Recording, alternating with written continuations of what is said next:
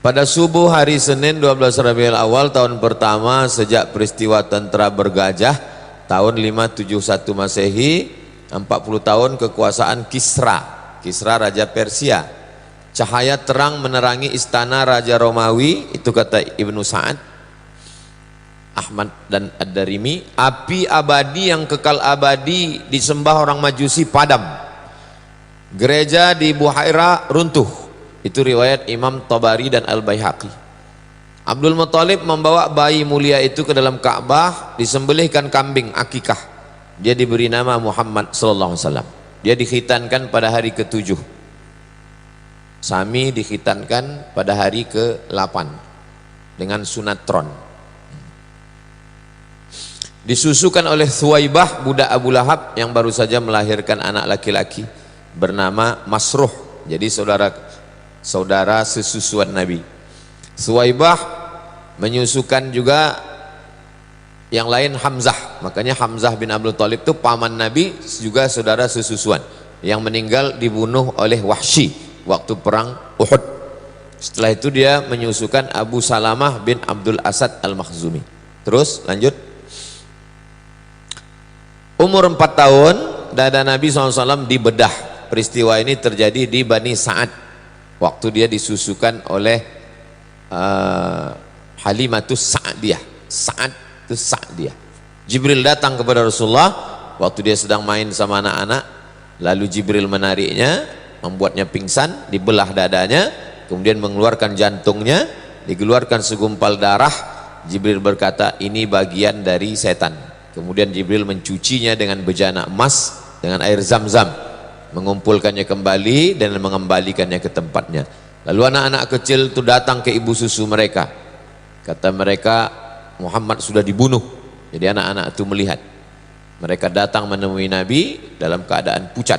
Anas berkata, yang meriwayatkan Anas bin Malik, apa kata dia? Ara athara dhalikal mikhyat.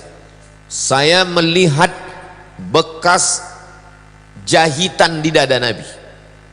Anas bin Malik yang meriwayatkan hadis ini pernah melihat dengan matanya bekas jahitan itu di dada Nabi. Jadi itu bukan kiasan, memang betul-betul dibedah dada Nabi. Hadisnya sahih. Jangan cepat betul dir.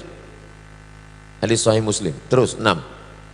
Umur 6 tahun Halimah merasa khawatir, maka dikembalikannya lah Nabi ini kepada Aminah, Sayyidatuna Aminah. Lalu kemudian dibawalah Nabi untuk ziarah ke makam Abdullah di Yathrib. Walamma tamma min hamlihi syahrani ala ashhuril mashhuril aqwalil marwiyah tufiya bil madinatil munawwarati abuhu Abdullah. Itulah dia, meninggal. Lalu dibawalah ke sana, maksud hati untuk mengenalkan ke almarhum ayah. Inilah kubur ayah engkau. Begitu balik dari sana, meninggal pula Sayyidatuna Aminah di Abwa. Bisa antum bayangkan, maksud hati mau mengenalkan anak ke almarhum ayah, pulang, waktu pergi ayah tak ada, begitu balik ayah tak ada, mak tak ada. Terus umur 8 tahun Abdul Muthalib membentangkan karpet di samping Ka'bah. Anak-anak Abdul Muthalib tak ada yang berani duduk di ambal itu. Nabi Muhammad duduk, tak seorang pun anak. Nabi Muhammad duduk situ. Lalu kemudian anak-anak Abdul Muthalib yang lain melarang, jangan Muhammad, jangan duduk situ. Kata Abdul Muthalib, biarkan dia. Kenapa? Ayahnya sudah meninggal dunia. Demi Allah dia akan memiliki kedudukan yang tinggi. Jadi Abdul Muthalib sudah ada firasat bahwa cucunya ini nanti orang hebat. Kemudian dia duduk bersamanya, diusapnya pundak cucunya itu. Senang dia menengok Nabi Muhammad sallallahu alaihi wasallam. Wa yasurruhu ma yarahu yasna. 8 tahun 2 bulan 10 hari. Terus umur 12 tahun dibawa. Ayah meninggal, emak meninggal, paman meninggal, atuk meninggal. Sekarang dibesarkan oleh paman. Paman ini susah pula. Abu Thalib di antara adik-beradik yang 10, dia yang paling susah. Anaknya banyak. Dibawalah berdagang. Panas, bernaung di atap tempat Bahira. Bahira ini pendeta. Keluar Bahira. Bahira seumur hidup tak pernah keluar. Pakaiannya dicucikan, makanannya diantar. Hari itu dia keluar. Kata dia, hadza sayyidul alamin.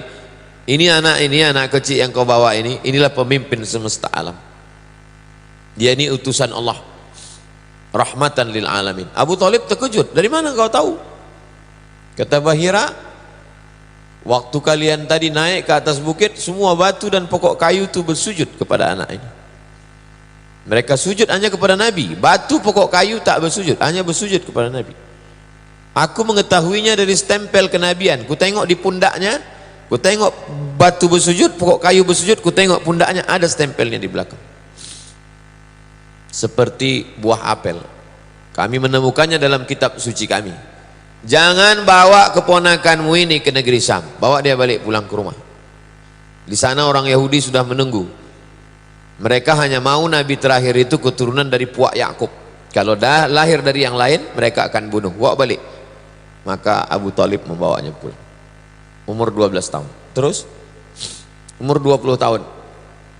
Terjadilah perang antara Kinanah dengan Quraisy di pasar Ukas. Penyebabnya gara-gara seorang suku Kinanah membunuh 3 orang Quraisy. Disebut dengan Harbul Fijar. Waktu itu mereka melanggar larangan perang di bulan Muharram. Nabi SAW ikut perang tersebut dan tugas dia menyiapkan anak panah untuk paman-pamannya. Pamannya dari golongan Quraisy melawan Bani Kinanah. Dia menyiapkan anak-anak panah. Umur 20 tahun. Terus kerja dia mengembalakan kambing Bani Sa'ad. Berdagang bersama Sa'ib bin Abi Sa'ib al-Makhzumi. Barang-barang itu dibawa. Dia membawakan barang orang Makkah al-Mukarramah. Mandiri dia. Ayah tak ada, mak tak ada, atuk tak ada, tinggal sama paman. Makannya dari mengembala kambing dan membawa barang dagangan. Hidup mandiri itu sunnah. Jadi adik-adik yang kuliah di Pekanbaru, kalian hidup mandiri sunnah. Terus umur 25 tahun. Seorang perempuan kaya, bangsawan bernama Khadijah binti Khuwailid. Banyak pedagang membawa barang dagangannya, sistem bagi hasil. Tapi tak yang macam ini laku sekali. Lalu kemudian Nabi SAW membawa barang dagangan Khadijah ke negeri Syam. Nabi SAW bawa barang tersebut bersama seorang laki-laki namanya Maisarah. Maisarah ini budak dari Khadijah. Khadijah heran. Kenapa barang-barang yang ini laku? Kata Maisarah, memang lain nih ya yang menjual ini. Lalu Maisarah pun menunjukkan itulah orangnya Sayyidina Maulana Muhammad SAW. 25 tahun umurnya. Terus menarik, mulia, cerdas, rasional, jujur, amanah. Banyak para penguasa orang kaya ingin meminang Khadijah. Nafisah binti Munabbih menyampaikan niat Khadijah ke paman-paman Nabi. Jadi Khadijah yang menawarkan dirinya, lalu kemudian disampaikan Nafisah kepada pakcik-pakcik Nabi. Pakcik-pakcik Nabi inilah yang meminang. Pernikahan dihadiri oleh Bani Hashim. Muhammad SAW, anak Abdullah, anak Abdul Muttalib, anak Hashim. Anak cucu cicit Hashim ini yang melaksanakan pernikahan. Maharnya 20 ekor unta. Jadi kalau 30 juta kali 20 ekor 600 juta. Nabi SAW monogami, maksudnya istrinya satu saja bersama Khadijah. Lahirlah anak-anak Al-Qasim, Zainab, Ruqayyah, Ummu Kulthum, Fatimah, Abdullah, Tayyib dan Tahir. Semua meninggal ketika Nabi masih hidup. Satu-satunya yang meninggal sesudah Nabi 6 bulan, itulah dia Sayyidatuna Fatimatuz Zahra radhiyallahu anha wa ardhaha. Terus umur 35 tahun terjadi renovasi Ka'bah komplit 4 hari. Siapa yang meletakkan Hajar Aswad? Berperang mereka, siapa yang layak meletakkan Hajar Aswad? Abu Umayyah bin Mughirah al-Makhzumi punya ide. Siapa yang pertama kali besok masuk ke Masjid Haram, dialah kita suruh meletakkan Hajar Aswad nih, daripada kita berkelahi. Besok pagi mereka intai siapa yang masuk. Yang masuk pertama kali adalah Sayyidina Muhammad sallallahu alaihi wasallam. Maka mereka mintalah dia, mereka bentang selendang panjang, mereka letakkan Hajar Aswad itu di tengah. Mereka minta dia meletakkan. tapi dia tidak petantang petenteng. Dimintanya kain selendang panjang, maka kepala-kepala suku memegang ujung selendang itu, dan akhirnya Nabi meletakkan. Dia ingin orang-orang itu juga, dia tahu orang ini pembesar-pembesar, ingin namanya besar juga, maka dimintanya orang itu. Begitulah bijaksananya Nabi Muhammad sallallahu alaihi wasallam. Terus jadi fase kehidupan Nabi itu lahir 40 tahun, dapat wahyu, 3 tahun dakwah rahasia, habis itu hijrah, 13 tahun di Madinah, di Makkah, habis itu 10 tahun di Makkah. Itu singkat. Terus umur 38, 39, 40 dia bertahanus di Jabal Nur. Umur 38 dia naik, tak ada kejadian. Umur 39 naik lagi, tak ada kejadian. Umur 40 barulah ada kejadian. Datang makhluk yang begitu besar, memeluk dia, lalu kemudian menyuruhnya membaca. Akhirnya dia bacakan, Iqra bismi rabbikal ladzi khalaq, khalaqal insana min 'alaq, Iqra wa rabbukal akramul ladzi 'allama bil qalam, 'allamal insana ma lam ya'lam. Menggigil dia kedinginan turun, diselimuti oleh Khadijah. Maka Allah memanggil dia, ya ayyuhal muddaththir, wahai engkau yang berselimut. Khadijah lah yang membawa dia menemui Waraqah. Kata Waraqah bin Naufal, sesuai dengan kitab yang kubaca, yang datang kepada dia ini adalah Namus, malaikat Jibril yang dulu pernah datang kepada Musa, yang pernah datang kepada Isa, sekarang datang kepada dia. Nanti ketika orang Makkah ini akan mengusir dia dari kampung ini, aku yang akan menolong dia, kata Waraqah.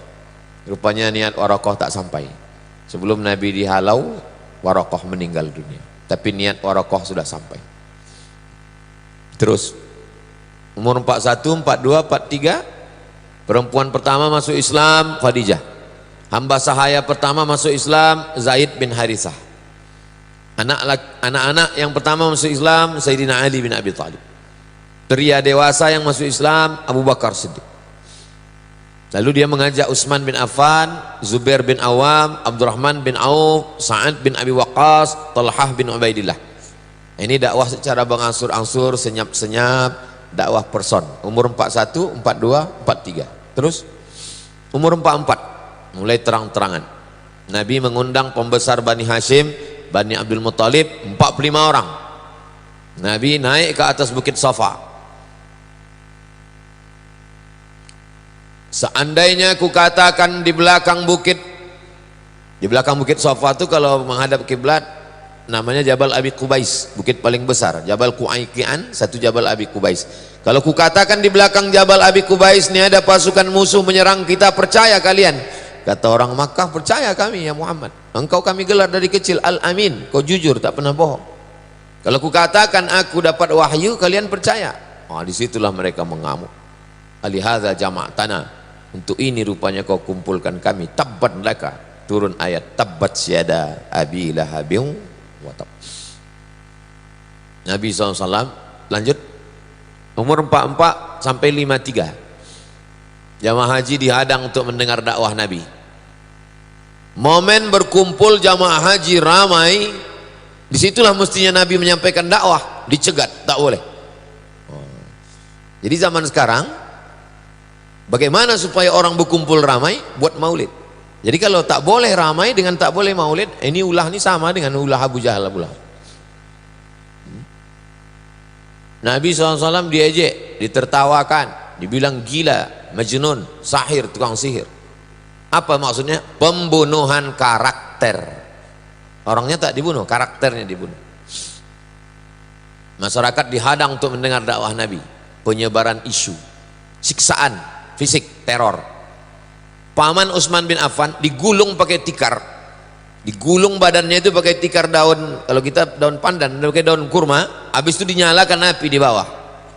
Begitu cara mereka menyiksa. Mus'ab bin Umair tak diberi makan minum, diusir dari rumah. Suhaib bin Sinan Ar-Rumi disiksa sampai hilang ingatan. Bilal bin Rabah disiksa dengan batu, diikat dengan tali, diserahkan kepada anak-anak Makkah, menarik-narik dia macam orang gila. Ammar bin Yasir disiksa satu keluarga. Ammar, Yasir, Sumayyah. Sumayyah mati syahid, perempuan pertama mati syahid Sumayyah. Abu Fukaihah dijemur, diikat dengan rantai besi sampai hilang ingatan. Khabbab bin Arth disiksa dengan api. Lalu kemudian disiksa sampai buta. Sahabat Nabi itu disiksa sampai buta. Itu cuma teror untuk menakut-nakuti. Jadi kalau antum tengok sekarang ada ustadz disiksa, ditangkap, itu untuk nakut-nakuti saya. Umur 44 sampai 53 teror terhadap pembela Nabi. Abu Talib. Mana mereka berani ganggu Nabi? Siapa backingnya? Abu Talib. Apa kata Abu Talib? Wallahi, kata Abu Talib, demi Allah, lan yasilu ilaika, mereka tak akan bisa sampai kepada engkau. Sampai aku dikubur orang nih ke dalam tanah nih, baru mereka bisa menyentuh engkau. Makanya waktu Abu Talib masih hidup, mana ada yang bisa mengganggu Nabi? Anak-anak Nabi, Abu Lahab memaksa kedua anaknya namanya Utbah dan Utaibah, ceraikan istri kalian. Kebetulan istrinya itu anak Nabi, menikah anak Abu Lahab itu dengan anak Nabi. Jadi Nabi dengan Abu Lahab itu satu sisi antara kemanakan dengan pakcik, satu sisi juga besan, nikah anak, disuruh ceraikan anak Muhammad. Ruqayyah dengan Ummu Kalsum menteror. Ummu Jamil ini istri Abu Lahab, namanya Arwa binti Harb bin Umayyah, saudara kandung Abu Sufyan. Teror fisik, menebarkan duri-duri kotoran di jalan. Semua jalan yang dilewati Nabi itu diserakkannya kotoran unta di situ. Teror non fisik, fitnah, gosip, macam-macam. Makanya dia azabnya itu satu keluarga, azabnya itu. Tabat syada abi lahabi wa tab, ma aghna anhu maluhu wa ma kasab, sayasla naran dzata lahab wa imra'atuhu hamma latal hatab. Satu-satunya satu surat, satu keluarga, itulah untuk Abu Lahab. Ayat kisah teror. Wailul likulli humazatil lumazah, celakalah mereka pengumpat, pendusta, penipu, pencela, pengejek. Siapa itu? Umayyah bin Khalaf. Kerjanya mengejek Nabi, mengumpat, mencela. Padahal belum ada Facebook lagi orang ini. Gimana kalau hidup dia nih sekarang? Berapa grup-grup dia nih? Yang banyak mencela, yang kian kemari menghamburkan fitnah, banyak menghalang. 9 sifat mereka itu. Namanya Al-Akhnas bin Syarik Al-Thaqafi. Fala saddaqa wa la shalla, tak mau percaya dan tak mau salat. Itu Abu Jahal. Mendengarkan bacaan Quran tapi tak percaya, melarang Rasulullah melaksanakan salat. Tak boleh Nabi salat samping Ka'bah. Terus strategi Rasulullah, perlu markas. Ini perlu markas. Akhirnya ada rumah Al-Arqam bin Abil Arqam. Jadi kita tak bisa, kita bertahun-tahun udah dakwah nih ke masjid-masjid, tak bisa, mesti ada markas. Akhirnya ada markas di Baitul Habib, ada markas di YTWU, ada markas di Ma'had Az-Zahra. Akhirnya sekarang kita udah markas. Lalu mencari peluang baru. Di sebagian sahabat mengungsi ke Habasyah, Ethiopia. Raja Ethiopia ini baik, itulah dia Najasyi. Terus 45 hijrah ke Habasyah, bulan Rajab tahun kelima, 12 orang laki-laki, 4 perempuan. Ketuanya Utsman bin Affan dan istrinya Ruqayyah, anak Nabi. Rombongan kedua, kloter kedua, 83 orang laki-laki, 19 perempuan. Teror sampai ke Ethiopia. Amr bin As, waktu itu dia belum masuk Islam. Abdullah bin Abi Rabi'ah mengejar, mengasut Najasyi. Najasyi, jangan kau terima orang ini. Najasyi, jangan terima.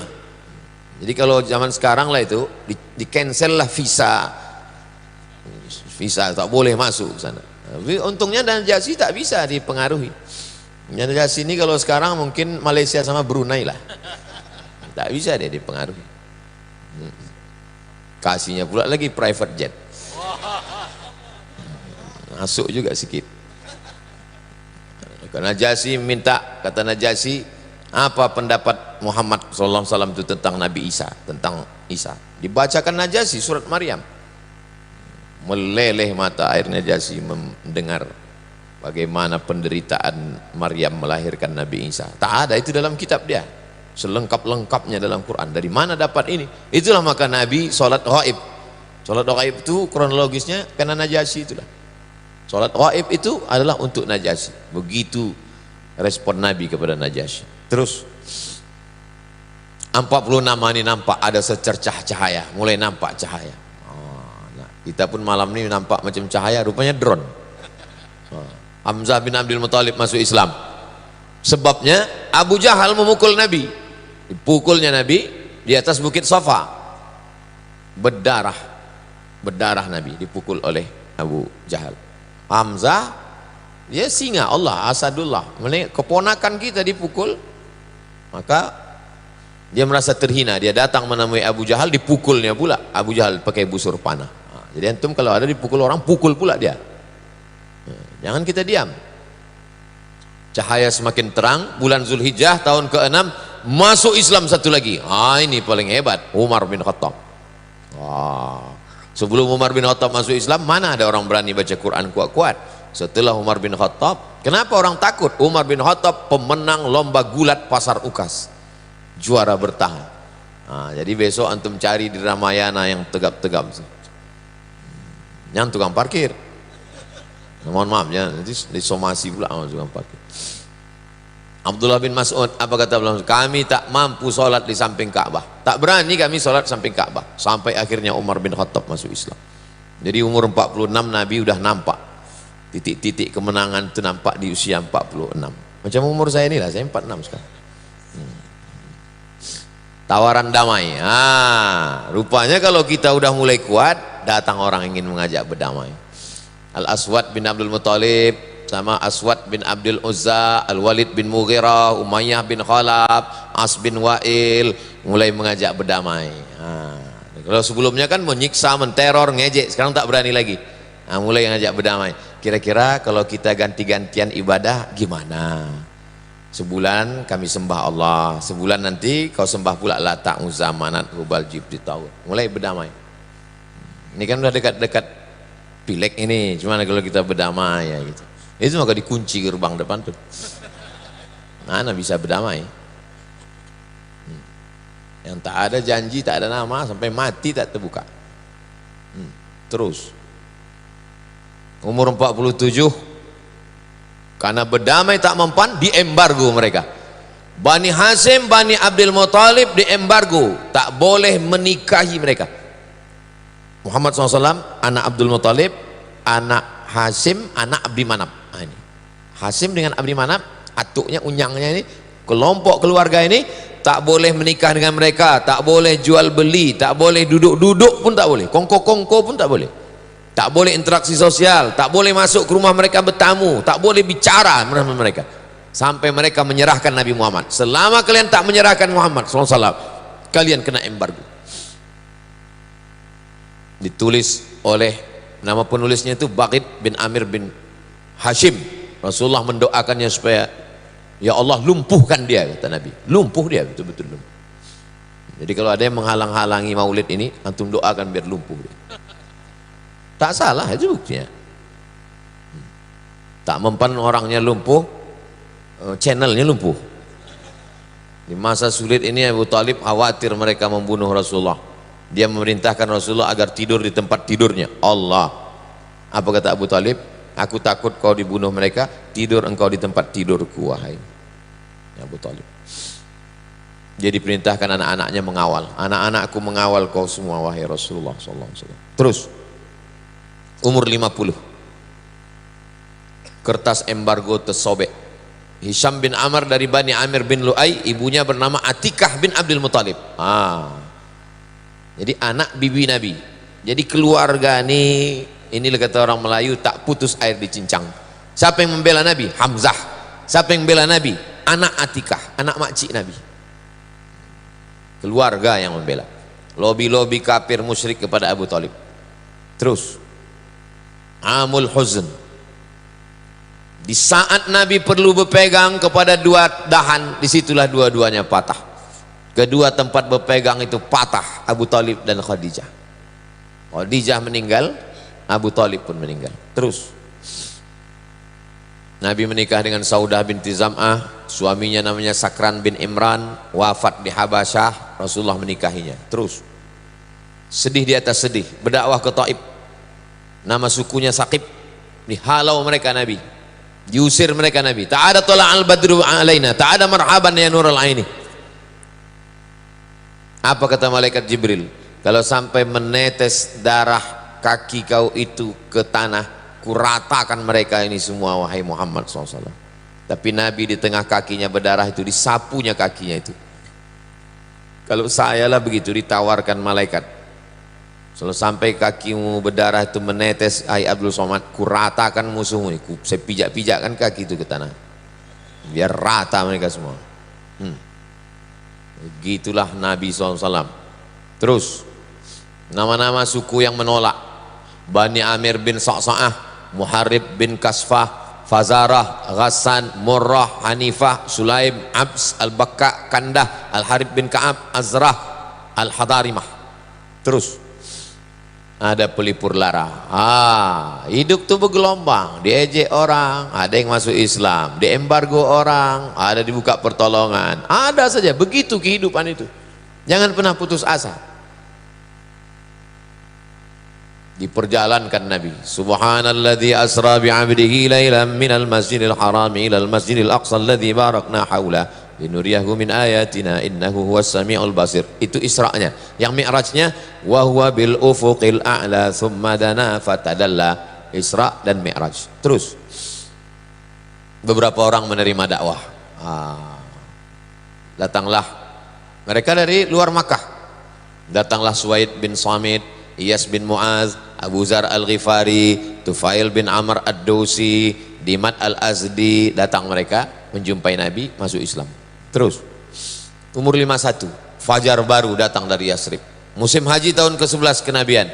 Datanglah mereka masuk Islam: As'ad bin Zarara, Auf bin Haris, Rafi' bin Malik, Qutbah bin Amir, lalu kemudian Uqbah bin Amir, Jabir bin Abdullah.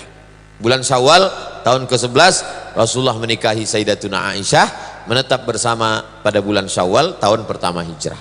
Terus umur 52 bai'at Aqabah. Jadi kalau ada di antara kita umur 52 merasa udah tua betul, Nabi justru umur 52 itu adalah awal dari perjuangan. Makanya nanti kalau ada orang nanya antum, umur berapa Pak? 25 bilang. Ya, 52. Umur itu kan bukan masalah angka, dia masalah rasa. Musim haji tahun ke-12, 12 orang, 5 orang dari yang hadir tahun lalu datang lagi, ditambah 7 orang. Itu dia orang-orangnya. Rasulullah mengutus Mus'ab bin Umair ke Madinah. Jadi strategi Nabi itu bukan ujuk-ujuk kata orang Jawa tiba-tiba datang ke Madinah. Enggak, persiapannya dari umur 52, 53 baru sampai ke Madinah. Terus umur 53 bai'at Aqabah kedua, musim haji tahun ketiga, jumlah 13, tahun peserta yang bai'at Nabi makin ramai, 73 orang laki-laki, 2 perempuan, namanya Nusaibah. Itulah dia Nusaibah yang tempat markasnya Kiai Idrus Ramli, Nusaibah dengan Asma binti Amr. Terus pengangkatan para penanggung jawab. Jadi nanti kalau udah diangkat ini ada penanggung jawab, mas'ul.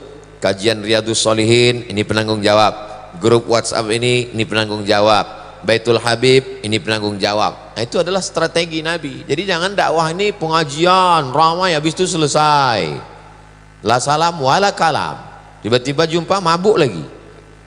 Bukan begitu. Ada diangkat, ini penanggung jawab, ini ketua grup WA, ini yang bertugas membangunkan tahajud malam, telepon sana telepon sini, tahajud bro, tahajud, habis itu dia pula tidur. Terus umur 54 barulah Nabi hijrah. Rapat 14 kepala suku di Darun Nadwah. Kamis malam Jumat Nabi pergi bersama Abu Bakar menginap di Jabal Thawr 3 malam. Ahad malam Senin bertolak menuju Yasrib. Saya memang betul-betul saya ringkaskan ini supaya anak-anak muda ini cepat dia nangkap, habis itu buat baca selengkapnya bersama Habib. Ini poin-poin ringkasan-ringkasan. Memang saya dari dulu suka meringkas, waktu kuliah dulu suka saya baca ringkasan-ringkasan. Terus umur 54 hijrah, Senin 8 Rabiul Awal, 23 September tiba di Quba, menginap 4 malam di Quba. Malam Selasa, malam Rabu, malam Kamis, malam Jumat berdiri satu masjid. Itulah dia Masjid Quba. Panjang umur sehat badan kita di Masjid Quba nanti sholat insyaallah. Ongkos tanggung masing-masing. Sholat Jumat Nabi di kampung Bani Salim. Hari Jumat dia bertolak ke Madinah. Terus membangun Masjid Nabawi, mempersaudarakan Aus dan Khazraj, mempersaudarakan Muhajirin dan Ansar, mempersaudarakan penduduk Madinah, yang Islam dengan Yahudi bersaudara. Terus piagam Madinah, piagam Madinah, piagam Madinah. Inilah isinya piagam Madinah itu, 12 pasal. Tak paham kami Pak Ustadz, cari anak-anak dari jurusan bahasa Arab Fakultas Tarbiyah UIN. Udah kami tanya Pak Ustadz, dia pun tak paham juga. Minta terjemah sama Ustadz Al-Nab sama Ustadz Hanafi. Terus masalah dan solusi. Orang kafir Quraisy Makkah tetap memerangi. Turun ayat, Udzina lilladzina yuqataluna biannahum zulimu. Nah ini. Jadi dari tadi awal tuh nggak ada perang. Sudah lama 13 tahun, 14 tahun barulah diizinkan berperang. Nah, jadi anak-anak muda kalau diejek agama Islam ini agama perang membunuh. Cemana kita mau membela kalau kita tak paham? Ini cerita perang ini nanti lama. Awal itu tak ada perang. Kafir Quraisy Makkah adalah kafir harbi, wajib diperangi. Orang Yahudi yang berkhianat wajib dijatuhi hukuman. Nasrani yang musuhi kaum muslimin diperangi hingga mereka membayar jizyah. Yahudi Nasrani musyrik masuk Islam tak boleh diganggu. Terus tahun 1 Ramadan perang Syariah, Syawal Syariah Rabi', Zulqa'dah Syariah Harar, Safar Ghazwah Abwa, Rabiul Awal Ghazwah Bawat, Rabiul Awal Ghazwah Safwan. Ini PowerPoint ini saya sendiri membaca, saya sendiri nulis, saya sendiri mencari. Tulisan saya sendiri. Kalau ada salah-salah nanti diluruskan oleh Habib, oleh ustaz-ustaz kita. Mungkin saya waktu menulis itu karena mau buru-buru atau karena jadwal ceramah penuh atau terus. Safar 2 Hijrah, Ghazwah Abwa, Rabiul Awal tahun kedua. Saya urutkan tahun kedua, tahun ketiga, tahun keempat. Nama perangnya apa, peristiwanya apa. Untuk bahan ceramah saya waktu itu. Terus tahun Perang Badar. Perang Badar itu pakai strategi. Sengaja berkemah di dekat tempat menyimpan air. Supaya apa? Supaya musuh tak bisa minum. Kuasa air. Kalau mau menang, kuasai air. Air kita sekarang udah dikuasai Salafi.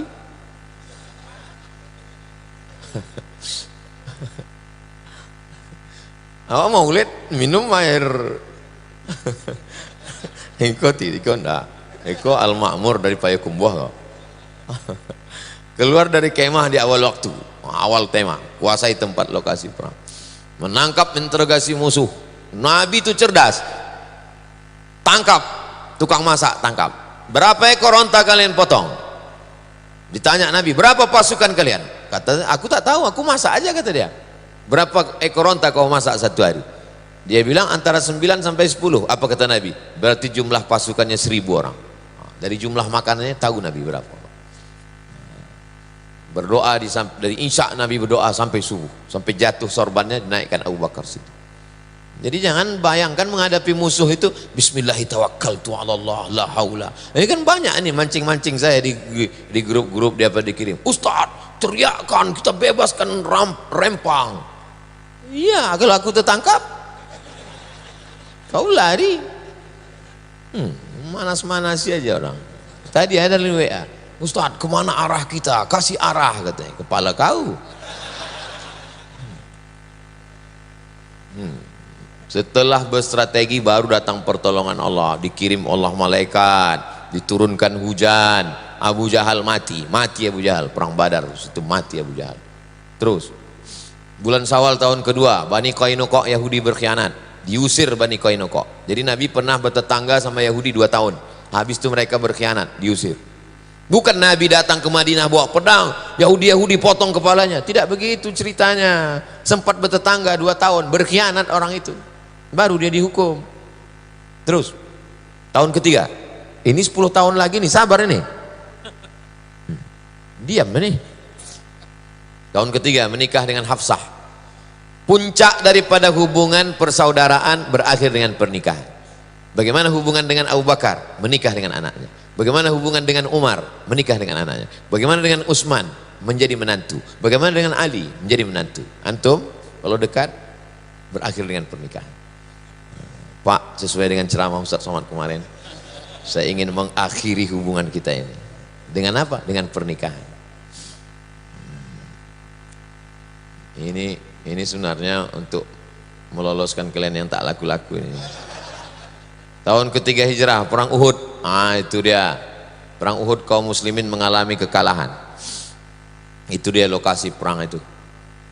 Itu yang Jabal Uhud, itulah Uhud tuh yang panah 4 tuh Jabal Uhud. Lalu kemudian tempat pasukan pemanah itu yang ada tulisan Jabal Rumat, itu Jabal Rumat. Dir, itu Dir. Jabal Rumat, kanan tuh Dir. Nah, itu Jabal Rumat. Disitulah pasukan pemanah itu. Kata Nabi, nanti kalau aku turun di atas Jabal Rumat tuh Dir, Jaisul Muslimin. Di situ kaum muslimin, bukan bawah sedikit. Itu. Jangan nampakkan kali tak bisa baca Dir. Itu di situ jawab. Di situ jawab muslim. Awak udah bela-bela dia dari tadi. Dia pula salah tunjuk terus. Nah, di situ letak kaum muslimin, kata Nabi. Nanti kalau kaum muslimin ini menang di bawah, kalian yang memanah di atas jangan turun. Kaum musyrikin di belakang. Rupanya waktu menang, turun pemasukan pemanah ini, berputar pasukan musyrikin ini, memutar ke kanan. Putarkan ke kanan Dir, putarkan ke kanan. Entah kemana-mana udah putaran itu udah. Macam naik Grab aja gue tengok. Putar ke kanan, dipukul mereka dari belakang. Panglima perangnya Amr bin As, waktu itu dia belum masuk Islam. Cemana mau jadi guide umroh ini? Ya gitu. Begitu cerita perang Badar. Udah digambarkan itu, lengkap semuanya. Terus menikah dengan Zainab binti Khuzaimah. Itu semua istri Nabi SAW. Nanti kalau diajak orang, banyak kali bini Nabi kalian. Nabi kami istrinya cuma segitu. Nabi Daud istrinya 100. Nabi Sulaiman 300. Ditambah lain-lain 1000. Ada buku, tak usahlah saya sebutkan judul bukunya, nanti kalian cari sendiri. Ada raja di Sumatera ini, bininya 1000. Jadi Nabi Muhammad segitu tuh tak ada apa-apanya. Jangan nanti pas kalian diajak orang anak muda, Nabi kalian istrinya banyak. Kau bandingkannya sama siapa? Sama PNS? Iyalah sikit. Bandingkan sama Raja Saudi Arabia, King Abdul Aziz itu berapa bininya? 60. Baca biografinya. Gimana? Semangat kalian? Terus tahun keempat, dai yang dikirim Rasul dibunuh. Itulah kronologis kunut nazilah. Allahumma la'an bani Ra'il, Allahumma la'an Zakwan, Allahumma la'an Usayyah, kata Nabi SAW. Summa tarakahu. Setelah sebulan baca kunut itu ditinggalkannya. Kata Abdurrahman ibnu Mahdi, yang ditinggalkannya itu bukan kunutnya, yang ditinggalkan itu laknatnya. Kunutnya terus, laknatnya yang berhenti. Yahudi Bani Nadir berkhianat, mereka terusir. Terus tahun kelima, perang Khandaq, Parit, Ahzab. Bani Quraizah berkhianat, terusir. Jadi pengkhianatan Yahudi mulai tahun kedua, tahun keempat, tahun kelima, tercampak mereka dari Madinah. Bukan diusir Nabi dari awal, sempat bertetangga. Tetangga yang tidak layak wajib diusir. Terus tahun ke-6, Umrah Hudaybiyah, memimpi sahabat, ya Rasulullah, nampakku dalam mimpi kita masuk Masjid Nabawi, masuk kita Masjidil Haram. Kata Nabi, kalau begitu kita umrah. Sampai di Hudaybiyah, Rasul menuju Makkah, 1.500 sahabat ikut dibawa Nabi. Sampai di sana dicegat mereka di Hudaybiyah, tak jadi masuk. Gagal masuk Makkah, perjanjian Hudaybiyah, berkirim surat kepada raja-raja, itu surat Nabi. Surat Nabi SAW kepada Raja Heraklius, kepada Raja Kisra, kepada Raja Mukaukis. Terus tahun ke-7, Amr bin As dan Khalid bin Walid masuk Islam. Perang Khaybar, Yahudi Khaybar terusir. Berapa kali Yahudi terusir? 4 kali. Tahun kedua, tahun keempat, tahun ke-6, tahun ke-7. Nadir, Quraizah, Qainuqa, Khaybar. 91 orang mati syahid. Nabi menikahi Sofiyah. Ada istri Nabi itu yang orang Yahudi, Sofiyah. Nabi diracun di Khaybar. Nama yang meracunnya itu namanya Zainab bintil Haris, istri Salam bin Mishkam. Umrah qada, 2000 orang sahabat Nabi umrah. Terus tahun 8, Ghazwah Mu'tah. 10 Ramadan Fathu Makkah. 10.000 pasukan dibawa Nabi ke kota Makkah. Nah, inilah puncaknya. 10.000 yang dibawa Nabi ke kota Makkah, lengkap dengan tombak, baju besi. Nabi menetap di Makkah 19 hari, melaksanakan umrah dari Ji'ranah tahun ke-8. Terus tahun ke-10 hijrah, tahun utusan dakwah. Berdatanganlah utusan dakwah, mereka semuanya masuk Islam. Idza jaa nasrullahi wal fath wa ra'aitan nasa yadkhuluna fi dinillahi afwaja. Rupanya kalau kita udah menang, maka semua orang berbondong-bondong masuk Islam. Kalau udah menang, semua mengaku kawan dan saudara. Terus Haji Wada, 144.000 jamaah waktu Haji Wada. Nabi pun menyampaikan khutbah. Terus inilah adri la'alli la alqakum ba'da ami. Kata Nabi, selepas haji ini aku tak tahu entah jumpa kalian entah tidak lagi, kata Nabi. Terus bulan Safar tahun ke-11 Nabi ke Bukit Uhud. Pergi Nabi ke Bukit Uhud, ziarah dia, macam mengucapkan selamat tinggal, kemudian naik dia ke atas mimbar. Lalu kemudian kata Nabi, aku memberikan syafaat untuk kalian, aku jadi saksi kalian nanti. Lalu kemudian kata Nabi, ini telagaku, telaga tempat minum. Aku diberi kunci kekuasaan di bumi, demi Allah aku tak khawatir kalian syirik. Insya Allah kalian tak ada yang syirik lagi, kata Nabi. Yang ku khawatirkan kalian nanti berebut dunia. Nah, betul, tak ada yang syirik, tapi berebut dunia. Terus malam Nabi ke Baqi, masuk Nabi ke pemakaman Baqi, samping kiri Masjid Nabawi, mengucapkan salam dia, assalamualaikum ya ahla diyar minal mu'minin. Habis itu lalu kemudian Nabi SAW menyampaikan bahwa hidup ini macam sepotong tengah malam penuh dengan fitnah, akhir mengiringi awal, yang akhir jauh lebih buruk daripada yang awal. Kami semua akan menyusul kamu wahai orang-orang Baqi. Terus Nabi mengantar jenazah ke Baqi. Dalam perjalanan pulang sakit kepala beliau, baginda. Makin panas suhu badannya, sampai panasnya itu terasa di alas kepala. Jadi di alas pakai kain, melekat panasnya itu di kain. Tapi dia tetap mimpin sholat berjamaah. 11 hari dia mimpin sholat dalam keadaan demam.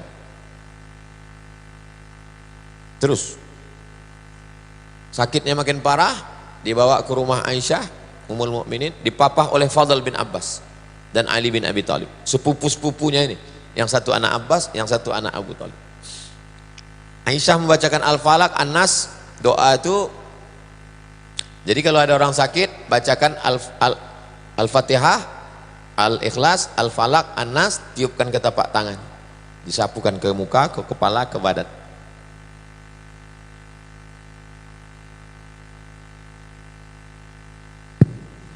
Syukur.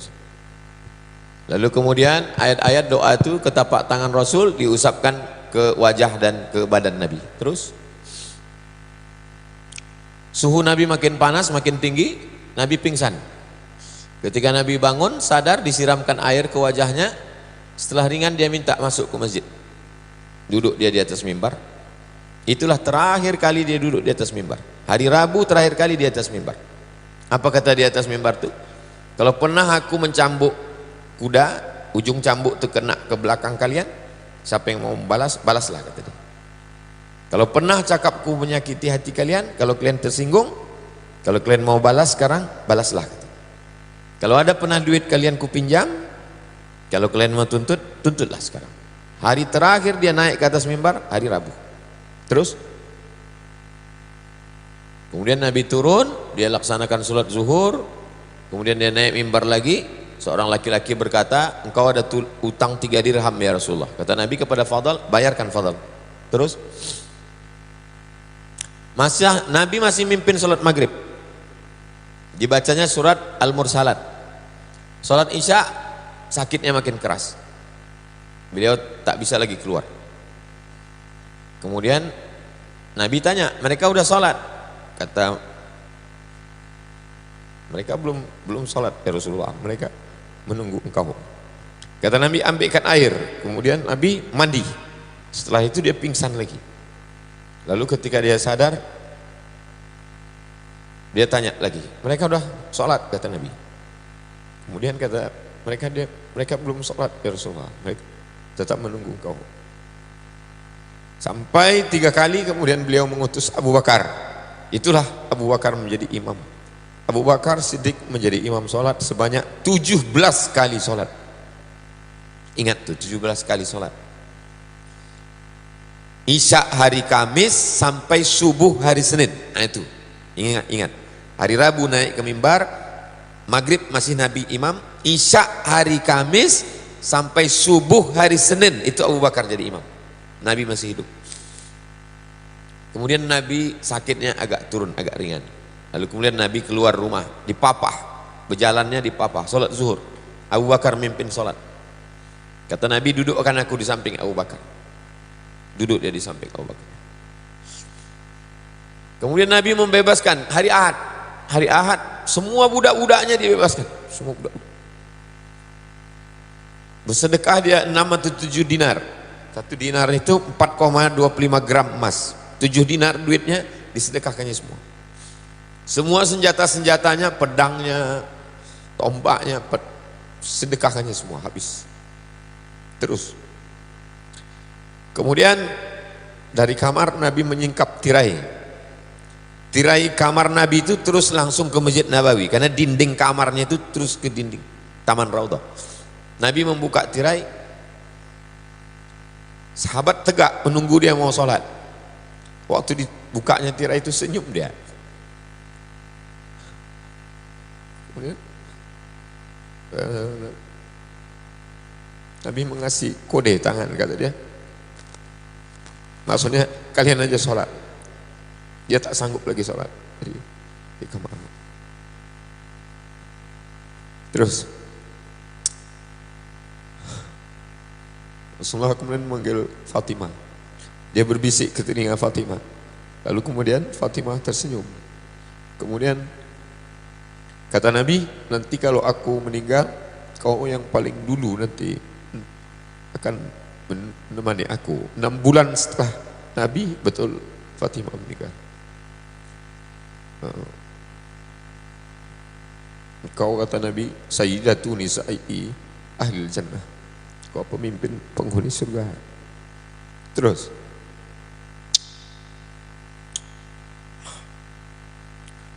kata Nabi, kata Fatimah, sakit wahai ayahanda, wahai Rasulullah. Kata Nabi, ini sakit yang terakhir Fatimah. Setelah ini tak ada lagi sakit.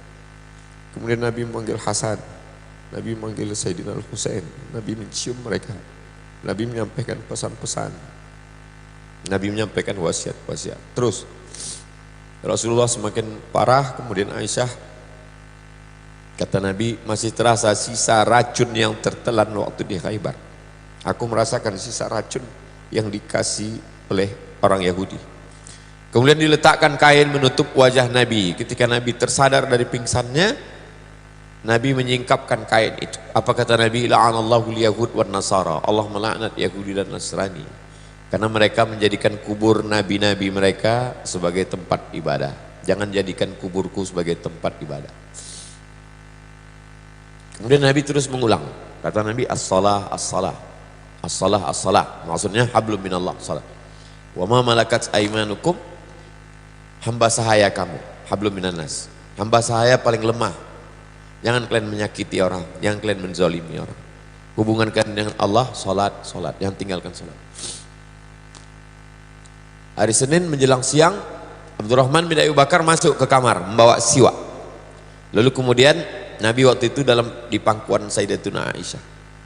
Aisyah melihat mata Nabi, dia tahu bahwa Nabi ingin bersiwak. Lalu kemudian Sayyidatuna Aisyah memecah ujung siwak itu dengan mulutnya. Air liur dia terakhir itulah ke mulut Nabi SAW. Nabi mengangkatkan kepalanya, Nabi bersiwak. Itulah kenapa para habaib,